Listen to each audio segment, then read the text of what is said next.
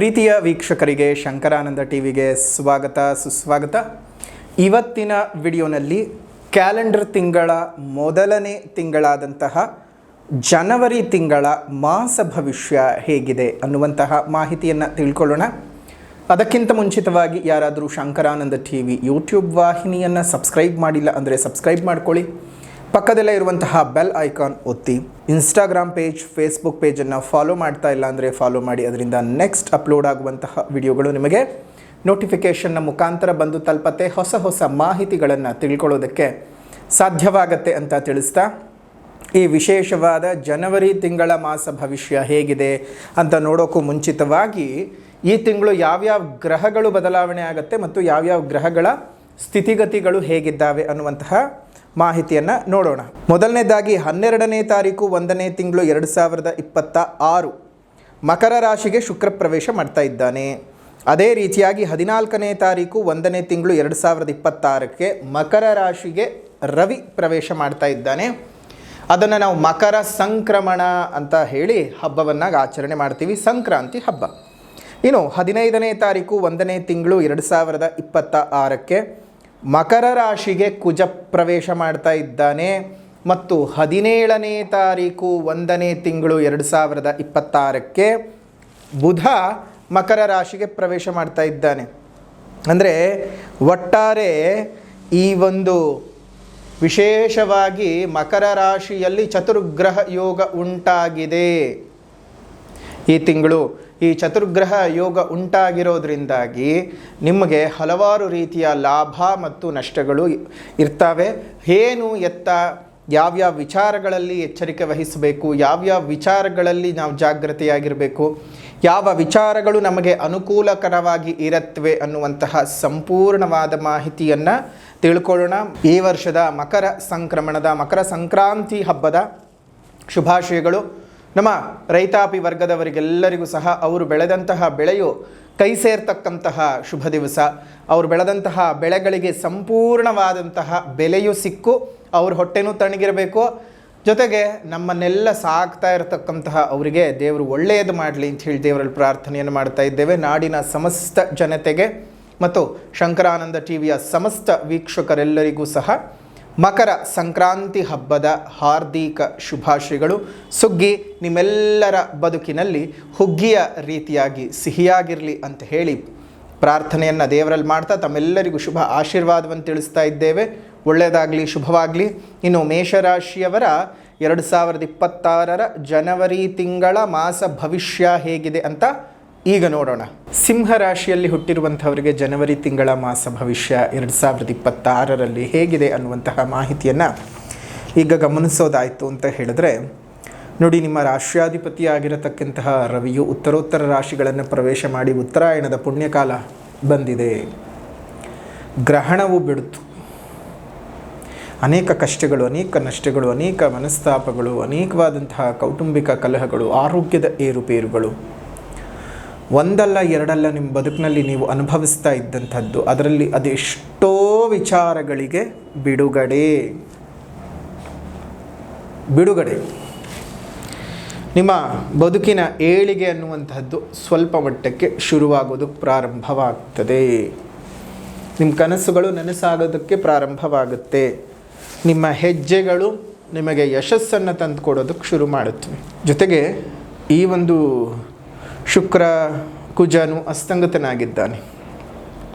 ನಿಮ್ಮ ಭಾಗ್ಯಾಧಿಪತಿಯಾಗಿರತಕ್ಕಂತಹ ಭಾಗ್ಯಸ್ಥಾನದ ಅಧಿಪತಿ ಮತ್ತು ಚತುರ್ಥಾಧಿಪತಿ ಆಗಿರತಕ್ಕಂತಹ ಕುಜನು ಅಸ್ತಂಗತನಾಗಿರೋದ್ರಿಂದಾಗಿ ನಿಮ್ಮ ತಾಯಿಯ ವಿಚಾರಗಳಲ್ಲಿ, ಅವರ ಆರೋಗ್ಯದ ವಿಚಾರಗಳಲ್ಲಿ ಎಚ್ಚರಿಕೆ ಬಹಳ ಅಗತ್ಯ. ಬಹಳ ಅನಾನುಕೂಲತೆಗಳನ್ನು ನೋಡಬೇಕಾಗತ್ತೆ. ಈಗಾಗಲೇ ಅನಾರೋಗ್ಯದಿಂದ ಏನಾದರೂ ಬಳಲ್ತಾ ಇದ್ದರೆ ನಿಮ್ಮ ತಾಯಿ ಅಥವಾ ಮಾತೃ ಸಮಾನರು ಯಾರಾದರೂ ಒಂದಷ್ಟು ಏರುಪೇರುಗಳು ಆಗುವ ಸಾಧ್ಯತೆಗಳಿದ್ದಾವೆ. ಅದರ ಜೊತೆಗೆ ಭಾಗ್ಯಾಧಿಪತಿಯು ಸಹ ಕುಜನೇ ಆಗಿರೋದ್ರಿಂದ ಸಣ್ಣ ಪುಟ್ಟ ಏರಿಳಿತಗಳನ್ನು ಕೊಟ್ಟುಬಿಡ್ತಾನೆ. ಆದರೆ ಗುರುವಿನ ಅನುಗ್ರಹ ಪ್ರಾಪ್ತಿ ಇರೋದರಿಂದಾಗಿ, ಲಾಭಸ್ಥಾನದಲ್ಲಿ ಗುರು ಇರೋದರಿಂದಾಗಿ ನಿಮಗೆ ಎಂಥದ್ದೇ ತಾಪತ್ರೆಗಳು ಬರ್ತಾ ಇದ್ದರೂ ಸಹ ನಿವಾರಣೆ ಮಾಡ್ಕೊಂಡು ಹೋಗೋದಕ್ಕೆ ಒಂದೊಂದೇ ಹೆಜ್ಜೆನ ನಿಮ್ಮ ಪಾಡಿಗೆ ಮುಂದೆ ಇಟ್ಕೊಂಡು ಹೋಗ್ತಾ ಇರ್ತೀರಿ. ಕೆಲವೊಮ್ಮೆ ಏನಾಗುತ್ತೆ, ದೊಡ್ಡದಾದಂತಹ ಸಮಸ್ಯೆಗಳು ಬರ್ತಾನೆ ಹೋಗುತ್ತೆ ಜೀವನದಲ್ಲಿ. ಕಾರ್ಮೋಡಗಳು ಹೇಗೆ ಕವಿದುಕೊಂಡಿರುತ್ತೆ ಅಂದರೆ ಮುಂದಿನ ರಸ್ತೆ ಕಾಣೋದಕ್ಕೆ ಸಾಧ್ಯವಾಗೋದಿಲ್ಲ. ಆಕಾಶದಲ್ಲಿ ಕವಿದುಕೊಳ್ಬೇಕಾದ ಮೋಡ ಎಲ್ಲ ಮುಂದ್ಗಡೆ ಕಣ್ಮುಂದೆ ಕವಿದುಕೊಂಡಿರುತ್ತೆ. ಅದನ್ನೆಲ್ಲ ಸೀಳ್ಕೊಂಡು ಹೋಗ್ತಾನೇ ಇರ್ತೀರಿ. ನೋಡಿ, ಒಬ್ಬ ರೈತ ಎಂತಹದ್ದೇ ಜೋರು ಮಳೆ ಬಂದರೂ ತಲೆ ಮೇಲೆ ಒಂದು ಗೋಣಿ ಚೀಲ ಹಾಕ್ಕೊಂಡು ಎತ್ತುಗಳನ್ನು ನೊಗವನ್ನು ಹೊಡಿ ಉಳುಮೆ ಮಾಡ್ತಾನೇ ಹೋಗ್ತಾನೆ. ಬಿತ್ತನೆ ಮಾಡ್ತಾನೇ ಹೋಗ್ತಾ ಇರ್ತಾನೆ. ಅವನಿಗೆ ಮಳೆ ಗಾಳಿ ಅದೆಲ್ಲ ಇಲ್ಲವೇ ಇಲ್ಲ. ಅಂದರೆ ಅಷ್ಟು ಏಕಾಗ್ರಚಿತ್ತವಾಗಿ ಅವ್ರ ಕೆಲಸವನ್ನು ಮಾಡ್ಕೊಂಡು ಹೋಗ್ತಾ ಇರ್ತಾರಲ್ಲ ಸಿಂಹರಾಶಿಯವರೆಗೂ ನಿಮಗೆ ಈ ತಿಂಗಳು ಅದೇ ರೀತಿಯಾದಂತಹ ಯೋಗದ ಫಲಪ್ರಾಪ್ತಿ ಆಗ್ತದೆ. ಸೊ ಹಾಗಾಗಿ ಯೋಚನೆ ಮಾಡೋಂಥ ಅವಶ್ಯಕತೆ ಇಲ್ಲ. ಧೈರ್ಯವಾಗಿದ್ದು ಜೀವನನ ಮುಂದುವರಿಸ್ಕೋತಾ ಹೋಗಿ. ಸಣ್ಣ ಪುಟ್ಟ ಏರುಪೇರುಗಳು, ಎಡರು ತೊಡರುಗಳೆಲ್ಲ ಬರೋಂಥದ್ದೇ ಇರುತ್ತೆ ಜೀವನದಲ್ಲಿ. ಬಂದದ್ದನ್ನು ನಾವು ಎದುರಿಸಿದ್ದನ್ನು ಜೀವನದಲ್ಲಿ ಅಳವಡಿಸ್ಕೊಳ್ತಾ ಹೋಗ್ತಾ ಇರಬೇಕು. ಇನ್ನು ಒಂದೊಂದೇ ಅಂಶಗಳನ್ನು ಗಮನಿಸೋದಾಯಿತು ಅಂತ ಹೇಳಿದ್ರೆ ನೌಕರಿ ವಿಚಾರ ಹೇಗಿದೆ ಅಂತ ನೋಡೋಣ. ಕರ್ಮಾಧಿಪತಿಯು ಅಸ್ತಂಗತನಾಗಿರೋದ್ರಿಂದ ನಿಮ್ಗೆ ಅಂತಹ ಶುಭ ಫಲವು ಅಥವಾ ಅಶುಭ ಫಲವು ಏನೂ ಇರೋದಿಲ್ಲ. ಈಗೇನು ನಡ್ಕೊಂಡು ಹೋಗ್ತಾ ಇದೆಯೋ ಅದು ಹಾಗೆ ನಡ್ಕೊಂಡು ಹೋಗ್ತಾ ಇರುತ್ತೆ. ಒಳ್ಳೆ ರೀತಿಯಲ್ಲಿ ನಡೀತಾ ಇತ್ತು ಅಂದರೆ ಒಳ್ಳೆ ರೀತಿಯಲ್ಲೇ ನಡೀತಾ ಇರುತ್ತೆ. ಕೆಟ್ಟ ರೀತಿಯಲ್ಲಿ ನಡೀತಿತ್ತು ಅಂದರೆ ಒಂದು ಸ್ವಲ್ಪ ಹಾಳಾಗುವ ಸಾಧ್ಯತೆಗಳಿದ್ದಾವೆ. ಸೊ ಹಾಗಾಗಿ ಒಂದು ಸ್ವಲ್ಪ ನಿಮ್ಮ ಜನ್ಮ ಜಾತಕವನ್ನು ತೋರಿಸ್ಕೊಂಡು ಶುಕ್ರನ ಸ್ಥಾನ ಫಲಗಳೇನು ಮತ್ತು ನಿಮ್ಮ ಕರ್ಮಾಧಿಪತಿ ಯಾರು, ನಿಮ್ಮ ಜಾತಕದ ಅನ್ವಯ ಅದನ್ನೆಲ್ಲ ನೋಡಿಕೊಂಡು ಅದಕ್ಕೆ ಬೇಕಾದ ಪರಿಹಾರದ ಕ್ರಮಗಳನ್ನು ಮಾಡಿಸ್ಕೊಳ್ಳಿ. ಎಷ್ಟೋ ಬಾರಿ ಗೋಚಾರದ ಫಲಗಳು ಶುಭ ಅಂತಿದ್ದರೂ ನಿಮ್ಮ ಬದುಕಿನಲ್ಲಿ ಅಶುಭ ನಡೀತಾ ಇರುತ್ತೆ. ಎಷ್ಟೋ ಬಾರಿ ಅಶುಭ ಅಂದಾಗಲೂ ನಿಮಗೆ ಶುಭ ನಡೀತಾ ಇರುತ್ತೆ. ಕಾರಣ ಏನಪ್ಪ ಅಂತ ಹೇಳಿದ್ರೆ ಜನ್ಮಜಾತಕದ ವಿಶ್ಲೇಷಣೆಯ ಫಲಾನುಫಲಗಳೇ ಬೇರೆ, ಇನ್ನು ಗೋಚಾರದ ಫಲಾನುಫಲಗಳೇ ಬೇರೆ. ಗೋಚಾರದ್ದು ಮತ್ತು ಜನ್ಮಜಾತಕದ್ದು ಎರಡರದ್ದೂ ಸಹ ನಿಮಗೆ ಬೇರೆ ಬೇರೆಯಾದದ್ದೇ ಫಲಾನುಫಲಗಳಿರೋದ್ರಿಂದ ನಿಮಗೆ ನಾವಿಲ್ಲಿ ಗೋಚಾರದ ಫಲ ಮಾತ್ರ ವಿಶ್ಲೇಷಣೆ ಮಾಡಿ ಹೇಳೋದಕ್ಕೆ ಸಾಧ್ಯ. ಜನ್ಮಜಾತಕದ್ದನ್ನು ನಿಮ್ಮ ಹುಟ್ಟಿದ ದಿನಾಂಕ, ಸಮಯ ಅದರ ಆಧಾರದ ಮೇಲೆ ಹೇಳಬೇಕು. ಅದ್ರ ಬಗ್ಗೆ ಮಾಹಿತಿಗಳು ಬೇಕು ಅಂತಂದರೆ ಇಲ್ಲಿರುವಂಥ ಫೋನ್ ನಂಬರ್ಗೆ ವಾಟ್ಸಪ್ನ ಮುಖಾಂತರ ಕಾಂಟ್ಯಾಕ್ಟ್ ಮಾಡಿ ಅಪಾಯಿಂಟ್ಮೆಂಟ್ ತೊಗೊಂಡು ಬಂದು ಭೇಟಿ ಮಾಡಿ. ಇನ್ನು ವ್ಯಾಪಾರದ ಅಭಿವೃದ್ಧಿ ಬಹಳ ಚೆನ್ನಾಗಾಗುತ್ತೆ. ಆರ್ಥಿಕ ಪರಿಸ್ಥಿತಿಯು ಪರವಾಗಿಲ್ಲ, ಸುಧಾರಣೆಯನ್ನು ಕಾಣಬಹುದು. ಏನು ತೊಂದರೆ ಏನಾಗೋದಿಲ್ಲ. ವಿದ್ಯಾರ್ಥಿಗಳಿಗೆ ವಿದ್ಯಾಭ್ಯಾಸದಲ್ಲಿ ಒಂದಷ್ಟು ಪ್ರಗತಿ ಅನ್ನೋದಿದೆ. ಆರೋಗ್ಯದಲ್ಲಿ ಸುಧಾರಣೆಯನ್ನು ನೋಡೋದಕ್ಕೂ ಸಾಧ್ಯವಿದೆ. ಬಹಳ ಚೆನ್ನಾಗಿದೆ. ಕೆಲವೊಂದು ಸಣ್ಣ ಏರಿಳಿತಗಳನ್ನು ಹೊರತುಪಡಿಸಿದರೆ ಸಿಂಹರಾಶಿಯವರಿಗೆ ಜನವರಿ ತಿಂಗಳು ಅತ್ಯಂತ ಶುಭದಾಯಕವಾಗಿರತಕ್ಕಂಥ ತಿಂಗಳು. ಅದರ ಜೊತೆಗೆ ಸಿಂಹರಾಶಿನಲ್ಲಿ ಹುಟ್ಟಿರ್ತಕ್ಕಂಥವ್ರಿಗೆ ಈ ಒಂದು ತಿಂಗಳಲ್ಲಿ ವಿದ್ಯಾರ್ಥಿಗಳು ಒಂದು ಸ್ವಲ್ಪ ಜಾಗ್ರತೆಯಾಗಿ ಹೆಚ್ಚಿನ ಶ್ರಮ ವಹಿಸಿ ಓದೋದ್ರಿಂದಾಗಿ ನಿಮ್ಮ ಒಂದು ವಿಚಾರಗಳು ಇನ್ನಷ್ಟು ಪುಷ್ಟಿಯಾಗಿ ನಿಮಗೆ ವಿದ್ಯಾಭ್ಯಾಸದಲ್ಲಿ ಪ್ರಗತಿಯಾಗುತ್ತೆ. ಇನ್ನೇನಾದರೂ ಬೇರೆ ದೇಶಕ್ಕೆ ಹೋಗಿ ಓದಬೇಕು ಅಥವಾ ಹೈಯರ್ ಸ್ಟಡೀಸನ್ನು ಮಾಡಬೇಕು ಅಂದ್ಕೊಳ್ಳುವಂತಹ ವಿದ್ಯಾರ್ಥಿಗಳಿಗೆ ಈ ತಿಂಗಳು ಮಾಡಿಸಿದ ಹಾಗಿದೆ. ಧೈರ್ಯವಾಗಿ ನೀವು ಜೀವನಕ್ಕೆ ವಿದ್ಯಾಭ್ಯಾಸವನ್ನು ಅಳವಡಿಸ್ಕೊಳ್ತಾ ಹೋಗಿ ಅನುಕೂಲಗಳು ಜಾಸ್ತಿ ಆಗುತ್ತೆ. ನಿಮಗೆ ವ್ಯಾಪಾರದಲ್ಲಿ ಆದಾಯದ ಒಳಹರಿವು ಹೇಗಿರುತ್ತೋ ಹಾಗೆ ಖರ್ಚು ಸಹ ಸಮನಾಗಿ ಬಂದು ನಿಂತ್ಕೊಳ್ಳುತ್ತೆ. ಹಾಗಂಥೇಳಿ ಅನಾವಶ್ಯಕ ಖರ್ಚುಗಳೇನೂ ಆಗೋದಿಲ್ಲ. ನಿಮ್ಮ ಜೀವನದ ಅಭಿವೃದ್ಧಿಗೋಸ್ಕರವಾಗಿಯೇ ನೀವು ಆ ಹಣವನ್ನು ವಿನಿಯೋಗ ಮಾಡ್ಕೋತೀರಿ. ಅಂದರೆ ವ್ಯಾಪಾರವನ್ನು ಎಕ್ಸ್ಟೆಂಡ್ ಮಾಡ್ಕೊಳ್ಳೋದಕ್ಕೋಸ್ಕರವೋ ಅಥವಾ ಇನ್ಯಾವುದೋ ಹೊಸ ವ್ಯಾಪಾರವನ್ನು ಶುರು ಮಾಡ್ಕೊಳ್ಳೋದಕ್ಕೋಸ್ಕರವಾಗಿಯೋ ಅಥವಾ ನಿಮ್ಮ ಮಕ್ಕಳ ವಿದ್ಯಾಭ್ಯಾಸಕ್ಕೋ, ನಿಮ್ಮ ಆರೋಗ್ಯಕ್ಕೋ, ನಿಮ್ಮ ಕ್ಷೇಮಕ್ಕೋ, ಒಟ್ಟಾರೆ ನಿಮಗೋಸ್ಕರವಾಗಿ ಆ ಹಣ ಖರ್ಚಾಗತ್ತೆ. ಯೋಚನೆ ಮಾಡಬೇಡಿ. ಯಾರಿಗೋ ದುಡ್ಡು ಕೊಟ್ಟು ತಲೆ ಮೇಲೆ ಕೈ ಹೊತ್ಕೊಂಡು ಕೂತ್ಕೊಳ್ಳೋದಕ್ಕಿಂತ ನಿಮಗೋಸ್ಕರ ನೀವು ಖರ್ಚು ಮಾಡಿಕೊಂಡೆ ಅನ್ನುವಂತಹ ಸಂತೃಪ್ತಿಯ ಭಾವನಾದರೂ ಇರುತ್ತಲ್ವಾ. ಹಾಗಾಗಿ ಅದು ಒಂದು ಒಳ್ಳೆ ರೀತಿಯಾಗಿರುತ್ತೆ. ಕೋರ್ಟು ಕಚೇರಿ ವ್ಯಾಜ್ಯಗಳು ಏನೂ ಆಗೋದಿಲ್ಲ. ಅಂದರೆ ಸುಮ್ಮನೆ ಮುಂದಕ್ಕೆ ಹೋಗುತ್ತೆ.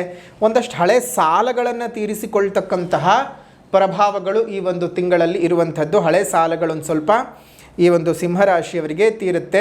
ತೊಂದರೆಗಳು ಕಡಿಮೆಯಾಗಿ ಒಂದು ಸ್ವಲ್ಪ ಕ್ಷೇಮದ ವಾತಾವರಣ ಕುಟುಂಬದ ಒಳಗಡೆ ಜಾಸ್ತಿ ಆಗುವಂತಹದ್ದು. ಹಣದ ಒಳಹರಿವು ಹೇಗಿರುತ್ತೋ ಅದೇ ರೀತಿಯಾಗಿ ಹಣದ ಖರ್ಚು ಸಹ ಅದೇ ರೀತಿಯಾಗಿ ಇರುತ್ತೆ. ದೇಹದಲ್ಲಿ ಆರೋಗ್ಯದ ಸುಧಾರಣೆಯು ಹಲವಾರು ರೀತಿಯಲ್ಲಿ ನಿಮಗೆ ಅನುಕೂಲಕದಾಯಕವಾಗಿ ಇರುತ್ತೆ. ತೊಂದರೆ ತಾಪತ್ರಗಳಿಲ್ಲದೆ ಚೆನ್ನಾಗಿ ಇರ್ತೀರಾ. ಸೊ ಹಾಗಾಗಿ ಯೋಚನೆ ಮಾಡಬೇಡಿ, ಧೈರ್ಯವಾಗಿದ್ದು ಜೀವನನ ಸಾಗಿಸ್ತಾ ಬನ್ನಿ. ಶುಭವಾಗಲಿ. ಸಿಂಹರಾಶಿನಲ್ಲಿ ಹುಟ್ಟಿರುವಂಥವ್ರಿಗೆ ಅನುಕೂಲಗಳ ವಿಚಾರಗಳಲ್ಲಿ ನಿಮಗೆ ಸ್ವಲ್ಪ ಅನುಕೂಲಗಳೇ ಇದ್ದಾವೆ. ಎಚ್ಚರಿಕೆ ಅಂತ ಬಂದಾಗ ಸುಮ್ಮನೆ ಯಾರ್ಯಾರಿಗೋ ಹಣಕಾಸಿನ ಸಹಾಯ ಮಾಡೋದು ಅಥವಾ ಏನೇನೋ ಮಾಡೋದು ಬೇಡ. ಆರೋಗ್ಯದ ವಿಚಾರದಲ್ಲಿ ಬಹಳ ಜಾಗ್ರತೆ. ಸಣ್ಣ ಪುಟ್ಟ ವ್ಯತ್ಯಾಸಗಳು ಅಂತ ಹೇಳಿ ನೀವೇ ಔಷಧೋಪಚಾರಗಳನ್ನು ಮಾಡ್ಕೊಳ್ಳೋದಕ್ಕೆ ಹೋಗಬೇಡಿ. ಏನಿದ್ರೂ ವೈದ್ಯರನ್ನು ಭೇಟಿ ಮಾಡಿ. ಜೊತೆಗೆ ಅಷ್ಟಮ ಶನಿಯ ಪೀಡೆ ಸಹ ನಿಮಗೆ ನಡೀತಾ ಇದೆ. ಆ ಅಷ್ಟಮ ಶನಿಯ ಪೀಡೆ ನಿವಾರಣೆ ಆಗಬೇಕು ಅಂತಂದರೆ ಅರಳಿ ಮರದ ಬುಡದಲ್ಲಿ ಒಂದು ಸ್ವಲ್ಪ ಕಪ್ಪೆಳ್ಳು ಮತ್ತು ಬೆಲ್ಲವನ್ನು ಕುಟ್ಟಿ ಪುಡಿ ಮಾಡಿ ಆ ಒಂದು ವೀಳ್ಯದೆಲೆ ಮೇಲೆ ಅರಳಿ ಮರದ ಬುಡದಲ್ಲಿಟ್ಟು 11 ಪ್ರದಕ್ಷಿಣೆಯನ್ನು ಹಾಕ್ಕೊಂಡು ಬನ್ನಿ. ಅಷ್ಟಮ ಶನಿಯ ಪೀಡೆ ನಿವಾರಣೆ ಆಗುತ್ತೆ. ಅದರಿಂದ ಅಷ್ಟಮ ಶನಿಯ ಪ್ರಭಾವ ಏನಪ್ಪ ಅಂತ ಹೇಳಿದ್ರೆ ಇಲ್ಲ ಸಲ್ಲದ ವೃತ ಆರೋಪ, ಅಪವಾದಗಳು, ವೃತ ತಿರುಗಾಟ, ಹಣಕಾಸಿನ ಸಮಸ್ಯೆ, ಕುಟುಂಬದ ಒಳಗಡೆ ವ್ಯಾಜ್ಯಗಳನ್ನು ತಂದು ಹಾಕೋದು, ಪಿತ್ರಾರ್ಜಿತ ಆಸ್ತಿಯಲ್ಲಿ ಗೊಂದಲಗಳನ್ನು ಸೃಷ್ಟಿ ಮಾಡುವಂಥದ್ದು, ನೆಮ್ಮದಿಯನ್ನು ಕಿತ್ಕೊಳ್ಳುವಂತಹದ್ದು, ಮನೆ ಬಿಟ್ಟು ಹೊರಗಡೆಗೆ ಹೋಗುವಂತಹದ್ದು, ಹೀಗೆ 10 ಹಲವು ಅನಿಷ್ಟಾರಿಷ್ಟ ಫಲಗಳು ಇರುತ್ತವೆ. ಆ ಅನಿಷ್ಟ ಅರಿಷ್ಟ ಫಲಗಳು ಹೋಗಬೇಕು ಅಂತ ಹೇಳಿದ್ರೆ ಈ ಸಣ್ಣದಾದ ಪ್ರಯತ್ನವನ್ನು ಮಾಡಿ ಶುಭವಾಗಲಿ ಅಂತ ಹೇಳ್ತಾ 2026 ಜನವರಿ ತಿಂಗಳ ಮಾಸ ಭವಿಷ್ಯ ಹೇಗಿದೆ ಅಂತ ತಿಳ್ಕೊಂಡಿದ್ದಾಯಿತು. ಇನ್ನು ಪರಿಹಾರದ ಕ್ರಮ ಅಂತ ಬಂದಾಗ ಪರಿಹಾರಗಳು ಏನು ಮಾಡ್ಕೊಳ್ಬೇಕು? ಮೊದಲನೇದಾಗಿ ಸಾಮಾಜಿಕ ಪರಿಹಾರ. ಸಾಮಾಜಿಕ ಪರಿಹಾರ ಅಂದಾಗ ಪ್ರಕೃತಿಯನ್ನುಳಿಸಿ ಪ್ರಕೃತಿಯನ್ನು ಬೆಳೆಸಿ ಇನ್ನಿತರ ಜೀವ ಜಂತುಗಳಿಗೆ ಒಂದಿಷ್ಟು ಆಸರೆಯಾಗಿರಿ. ಮುಂದಿನ ಪೀಳಿಗೆಯ ಉಸಿರು ಚೆನ್ನಾಗಿರ್ಬೇಕಂದ್ರೆ ಹಿಂದೆ ಹಸಿರನ್ನು ಉಳಿಸ್ಕೊಳ್ಬೇಕು. ಹಸಿರನ್ನು ಉಳಿಸ್ಕೊಳ್ಳೋದ್ರ ಬಗ್ಗೆ ಜಾಗೃತರಾಗಿ ನಿಮ್ಮ ಸುತ್ತಮುತ್ತ ಇರುವಂತಹ ಉದ್ಯಾನವನಗಳಲ್ಲಿ ಒಂದೊಂದು ಹಣ್ಣಿನ ಗಿಡಗಳನ್ನು ನೆಟ್ಟು ಪೋಷಣೆಯನ್ನು ಮಾಡಿಸಿ ಅದರಿಂದ ಮುಂದಿನ ದಿನಮಾನಗಳಲ್ಲಿ ನೀವು ನೆಟ್ಟು ಬೆಳೆಸಿದಂತಹ ಗಿಡ ಮರವಾಗಿ 4 ಪಕ್ಷಿಗಳಿಗೆ, ಪ್ರಾಣಿಗಳಿಗೆ ಆಸರೆಯನ್ನು, ಆಹಾರವನ್ನು, ನಮ್ಮೆಲ್ಲರಿಗೂ ಪ್ರಾಣವಾಯುವನ್ನು ಕೊಡೋದನ್ನು ನೀವೇ ನೋಡಿ ಸಂತೋಷ ಪಡಬಹುದು. ಪ್ರಕೃತಿಯನ್ನು ಉಳಿಸಿದ್ದಕ್ಕೆ, ಪಕ್ಷಿಗಳನ್ನು ಉಳಿಸಿದ್ದಕ್ಕೆ, ಪಶುಗಳನ್ನು ಕಾಪಾಡಿದ್ದಕ್ಕೆ ಪಶುಪತಿನಾಥನೇ ನಿಮ್ಮನ್ನು ಹರಸಿ ಹಾರೈಸ್ತಾನೆ. ಶುಭವಾಗಲಿ, ಮಂಗಳವಾಗಲಿ. ಸಾಮಾಜಿಕ ಪರಿಹಾರದ ನಂತರದಲ್ಲಿ ಆಧ್ಯಾತ್ಮಿಕ ಪರಿಹಾರ. ಆಧ್ಯಾತ್ಮಿಕ ಪರಿಹಾರ ಅಂತ ಬಂದಾಗ ನೀವು ಮಾಡ್ಕೊಳ್ಬೇಕಾಗಿರುವಂಥದ್ದಾದ್ರೂ ಏನಪ್ಪ ಅಂತ ಹೇಳಿದ್ರೆ ವಿಷ್ಣು ಸಹಸ್ರನಾಮ ಸ್ತೋತ್ರದ ಪಠಣವನ್ನು ಪ್ರತಿನಿತ್ಯ ಬೆಳಗ್ಗೆ 4ರಿಂದ 5 ಒಳಗಡೆ ಪಠಣವನ್ನು ಮಾಡ್ತಾ ಬನ್ನಿ. ಆ ವಿಷ್ಣುದೇವರ ಸಂಪೂರ್ಣ ಕೃಪಾಶೀರ್ವಾದದಿಂದ ನಿಮಗೆಲ್ಲವೂ ಸಹ ಒಳ್ಳೆಯದಾಗಲಿ ಅಂತ ಹೇಳ್ತಾ ಸಿಂಹರಾಶಿಯವರ ಜನವರಿ ತಿಂಗಳ ಮಾಸ ಭವಿಷ್ಯ 2026 ಹೇಗಿದೆ ಅಂತ ತಿಳ್ಕೊಂಡಿದ್ದಾಯಿತು.